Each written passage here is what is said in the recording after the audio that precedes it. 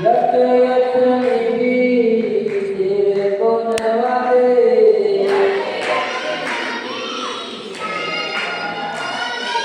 झुकते मुनिगण मुनिगण मुनिगण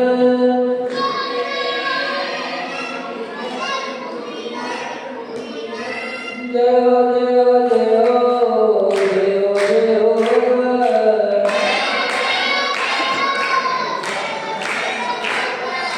दुनिया कोई गाते आए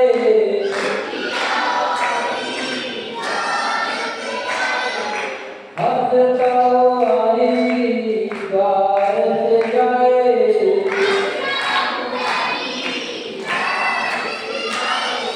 करता हो पावन पावन पावन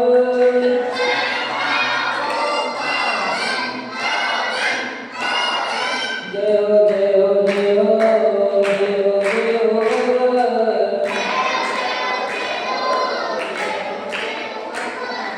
देव देव देव शांति भगवान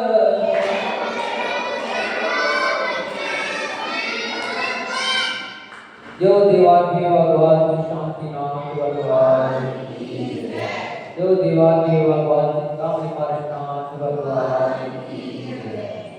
Uni Bimasa Jimun Raj Ki Jai, Saksa Jimun Raj Ki Jai, Vinagam Panta, Vinagam Panta.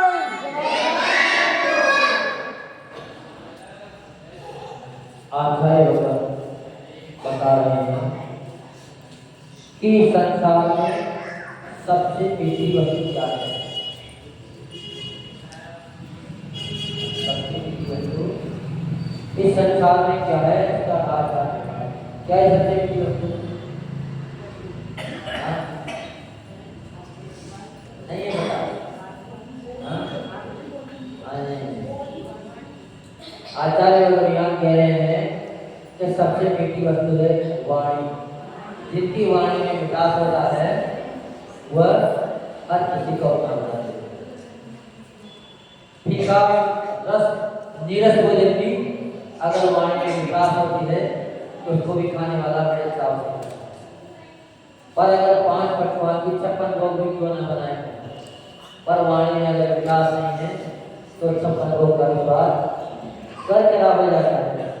तो वाणी बड़ी संभाल के बोलनी चाहिए। ये तो सब गाँव मिट सकती, लेकिन वाणी का गाँव कभी भी मिटता नहीं। तो आचार्य लोग यहाँ बता रहे हैं कि बिना लगाम का घोड़ा किसी के वश में नहीं, किंतु लगाम लगते ही तत्काल वश में हो जाता है। अगर बिना लगाम का घोड़ा हो उसको कोई रोक नहीं पाएंगे, पर अगर उसके लगाम लगा दी जाए तो तुरंत ही वश में हो जाता है। ऐसे ही तथैव वाणी वचन की दशा है। वाणी की दशा भी क्या है? कल बिना लगाम के घोड़े की निकलते हैं। अगर वाणी में लगाम नहीं है तो एक छोटी सी वाक्य से पूरी महाभारत चल जाती है।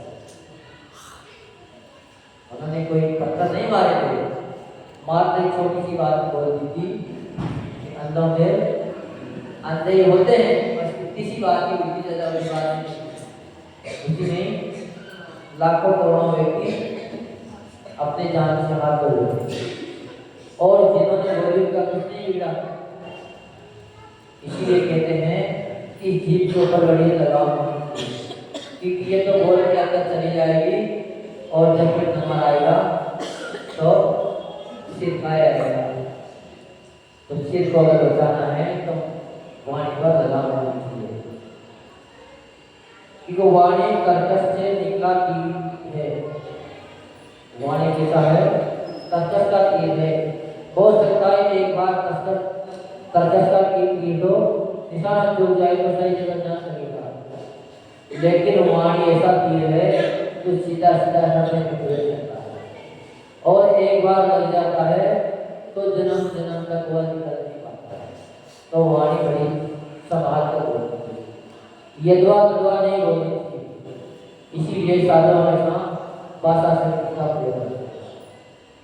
साधु के लिए तो हमेशा भाषा से किसी बोलना चाहिए।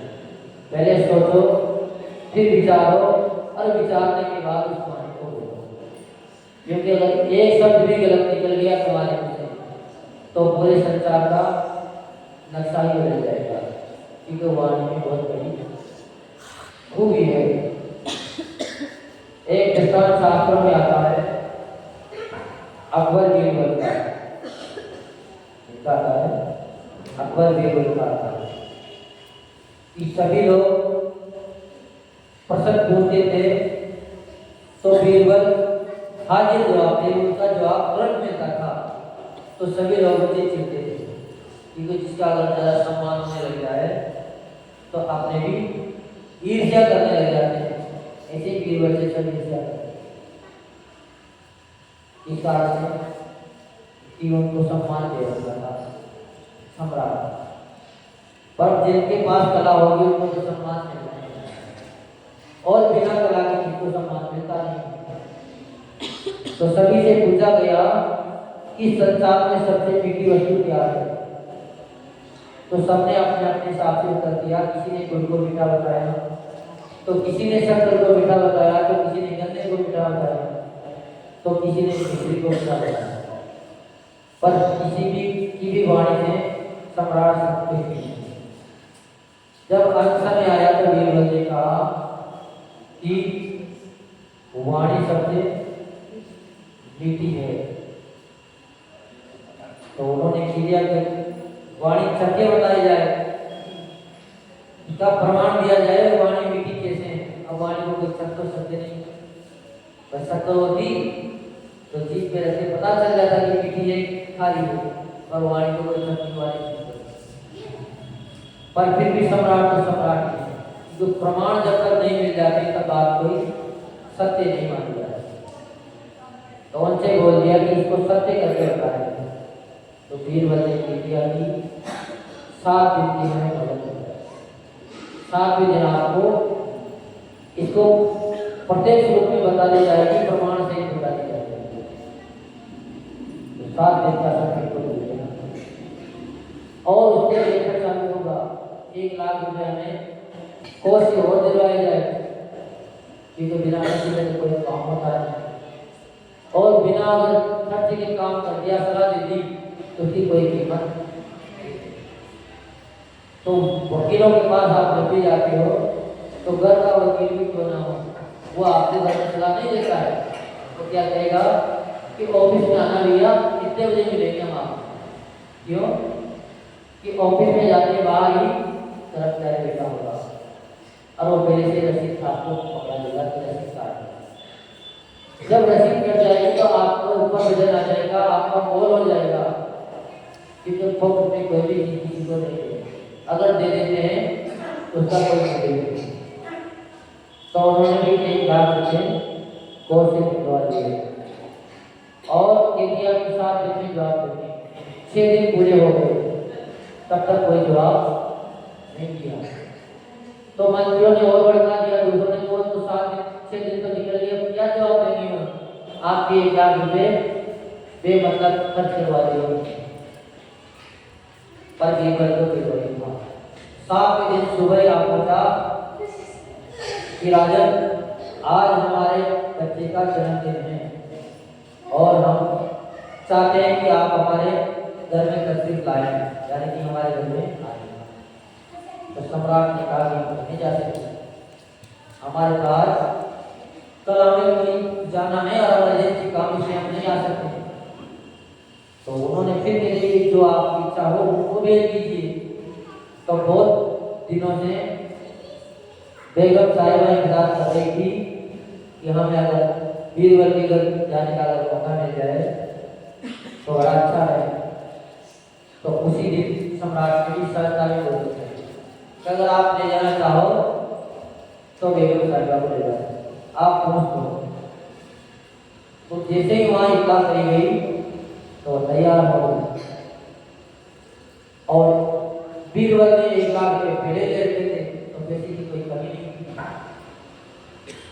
तो जैसे ही साहिबा का जाने का जो रास्ता था हमको बीरबल ने इतने ढंग से सजा दिया, पूरे रास्ते गुलाब के फूल भिजवा दिए, इतना डलवा दिया, जगह जगह की सेवा में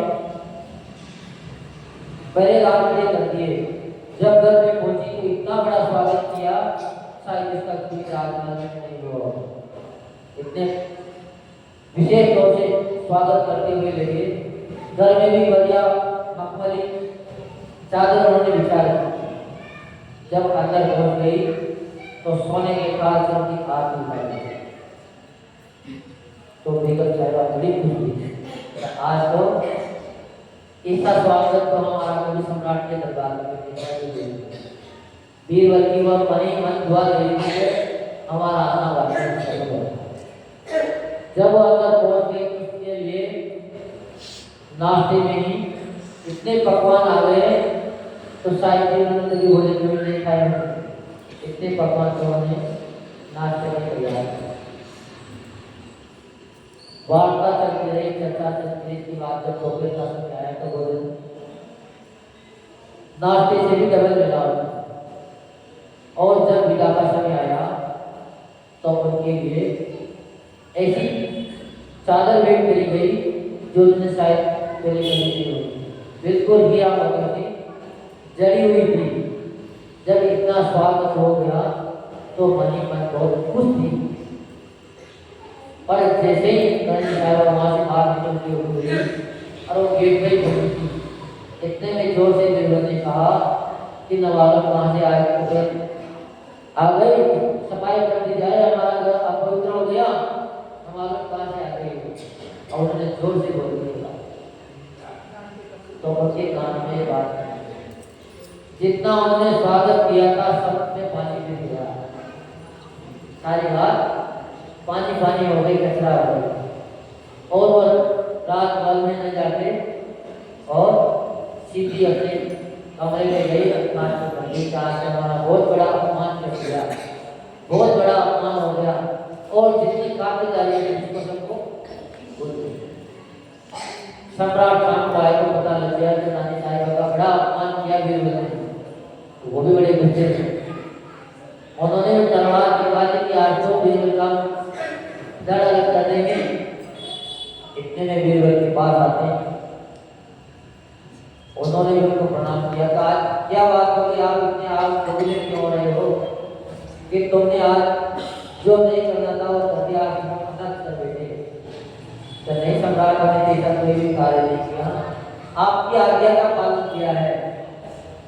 ऐसी कौन सी आज्ञा दी थी हमने? आपने कहा था कि सबसे मीठी गाय हमने बता दिया था आपको, तो हमने तो बस आपको प्रमाण दिया है कि सबसे बड़ी मीठी वाणी। अगर आपको विश्वास ना हो तो उनके साथ जो पहरेदार बैठे उनसे पूछ लीजिएगा, हमने तो उनकी इतनी खातिरदारी की है, इतनी खातिरदारी की है, शायद राजमहल में भी कभी तो नहीं होगी। तो सब चौकीदार की बुलाए गए साथ जाने वाले पहरेदार, सबने एक खूब सम्मान किया है। रास्ते में एक कंकर भी नहीं लगा, पूरे रास्ते में गुलाब के फूल बिछे हुए थे। तो फिर रानी साहिबा बुलाई गई कि सभी ये कह रहे हैं कि उन्होंने तो कोई अपमान नहीं किया, आप कह रहे हैं अपमान हो जाएगा। तो उन्होंने क्या कह दिया, कई दुर्गे कहाँ से आ गए हिसाब से बोला। तो हमने तो वाणी तो बोली, होने तो कुछ कहा ही नहीं। तो सम्राट क्या किया, तो प्रमाण मांगा था। तो सबसे बड़ी होती है वाणी, जितनी सहायता करी, जितना सम्मान किया, वो एक वाणी में सारा खत्म हो गया। इसलिए जब भी कोई अपने घर में अगर भोजन करने आए तो बल्कि सूखी रोटी खिलाते, पर वाणी में बड़ा रस होना चाहिए। इसीलिए पहले हम देखते थे कि जब तक घर में भोजन करने आते थे तो कोई मांग नहीं करी जाती, कोई चर्चा वार्ता नहीं करी जाती, तब तक भोजन नहीं करते। फिर सारा भोजन हो जाता था, जिसके बाद में फरमाइश करी जाती। और आजकल पहले फरमाइश करी जाती ताकि फिर जो दो खाने हैं वो भी ना खा पाए। तो इससे एक शिक्षा ले लेनी चाहिए, कल वाणी में बड़े वार्ता कब हो जब सारा काम खत्म हो जाए, लेकिन खाते वक्त कभी भी भोजन करते वक्त कड़ी उड़ान करनी नहीं। तो वाणी में बड़ी मिठास है, वाणी का भाव भी बड़ा गहरा लगता है। धनवान का भाव एक बार भूल सकता है, लेकिन वाणी का भाव कभी भी भूलता नहीं है। इसलिए सभी लोग परम पूरे वाले सब ज्ञानी लोग हैं, समझदार हैं, तो एक गुण और उसमें जोड़ दें ताकि सोने में सुहागा हो जाए। सोने में भी सुहागा हो जाए, जिससे वाणी का बड़ा महत्व आता है। उन्होंने अपने पास बता दिया, तो अपन को सभी को ध्यान रखना है कि तो वाणी संसार में देगी जड़ है। जो परम पूज्य राजू ने सुना चाहिए विमर्श सागर जी महाराज। अब प्रसन्न तो बहुत बढ़िया है ना, वो सब आप सुन लेंगे।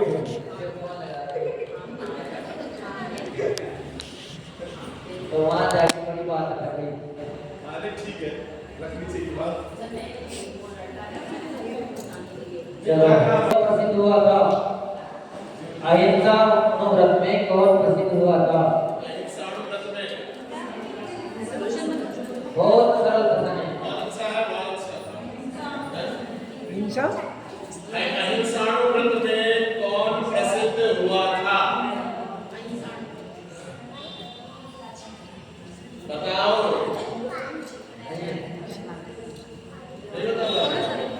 जिसने बता देंगे, सबको मालूम है। आप बताओ। पाठशाला वालों को मालूम है। जिसने नियम लिया था, अहिंसा व्रत में कौन प्रसिद्ध हुआ था? जिसने नियम लिया था, चलो बताएं।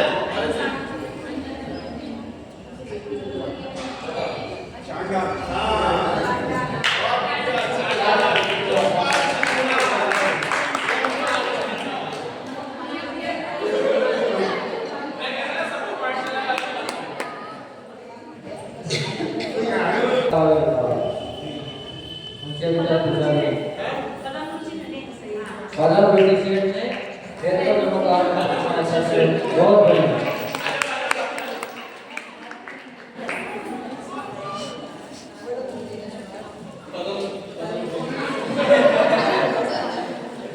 अपने भाई को 6 महीने तक लेकर कौन घूमते हैं? बहुत गलत होते तो नमकार मंत्र किसने सुनाया था? नमस्कार मंत्र किसने सुनाया था?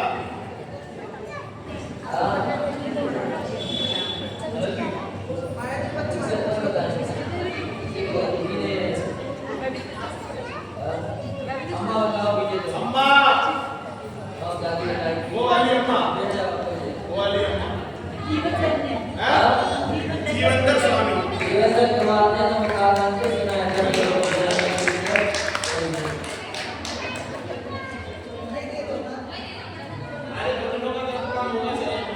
हाथी के पैर के नीचे किसको कुचला गया था? हाथी के पैर के नीचे।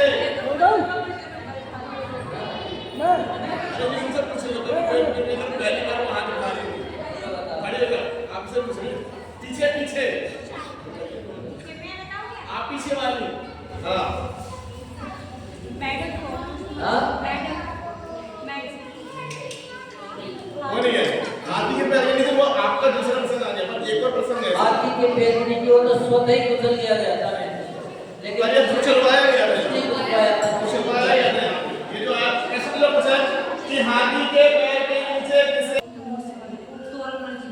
पंडित कैसे थे और उनको सजा दी गई थी, तो बल्कि हाथी के पैर के नीचे डाल दी, लेकिन अपने नियमों को नहीं छोड़ा।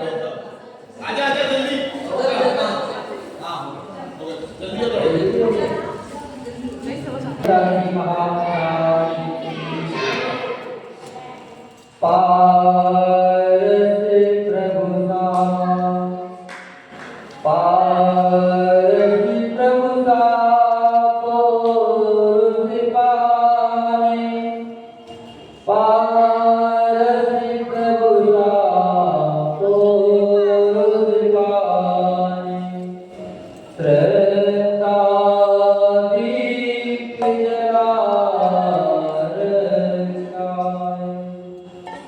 मुक्ति के साथी पाने, मोक्ति जैसा मोक्ति पाने जीवन शीघ्र बना रहना है। प्रभु का दर्शन पाता खुशियों से मन भर जाता। प्रकट सी रागता हृदय गुल सा खिल जाता। प्रभु की छवि मन आई नाम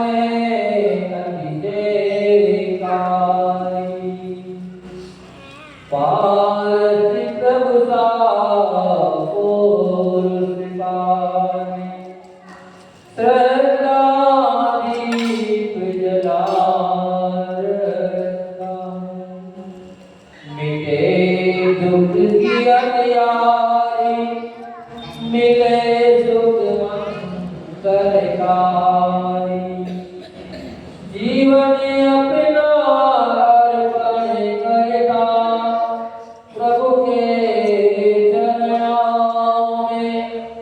हाँ प्रभु के चरणों में केवल ज्ञान सितोषी लगाने प्रभु से स्नेह लगा रखा है।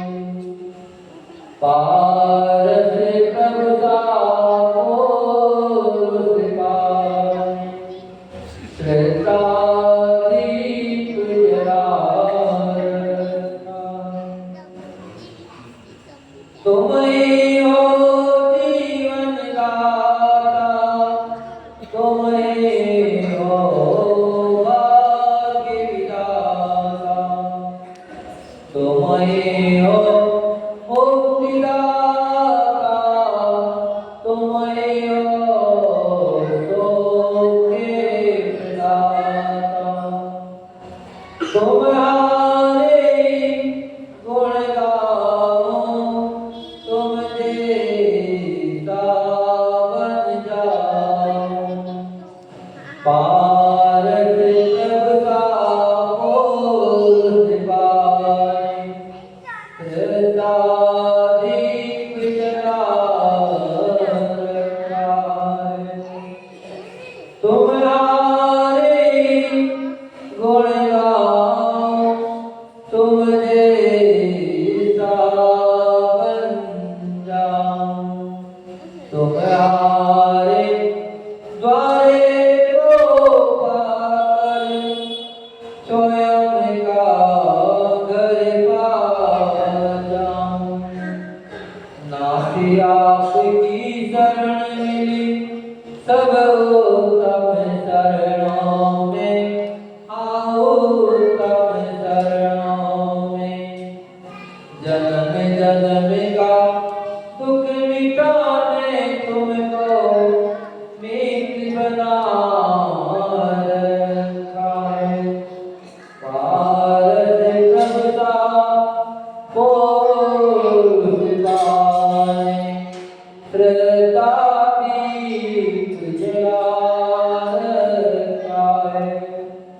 मुक्ति जैसा मोती पानी जीवन शीघ्र बना रखा है।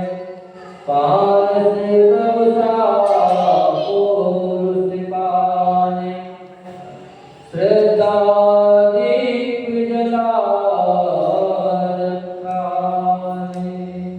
जो प्रभु जी राज्य में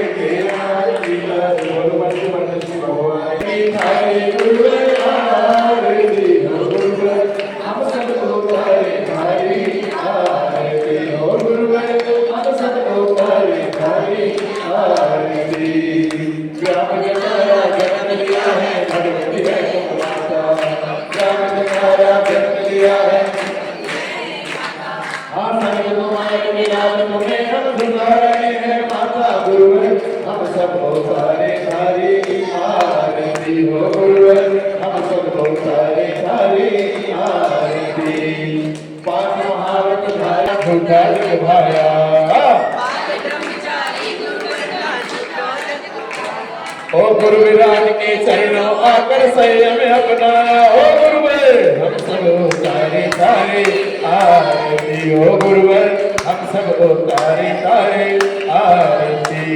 ओ धरती अंबर दशो दिशाएं वंदन करती हैं। धरती ओ सारी सृष्टि गुरु चरणों में अभिनंदन करती है। गुरुवर हम सब तो तारे तारे आरती। हो गुरुवर हम सब तो तारे तारे आरती। करुणा सागर गुरु हमारे चरणों बल बल जाए। करुणा सागर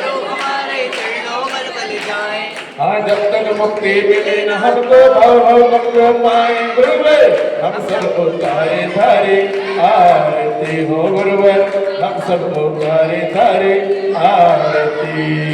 बीती रागता गुरु की चर्या से नित धरती है, बीती रागता गुरु की चर्या से नित धरती है। चरणों में नत होकर साधना अभिनंदन करती है गुरुवर हम सब उतारे तारे आरती हो गुरुवर हम सब उतारे तारे आरती।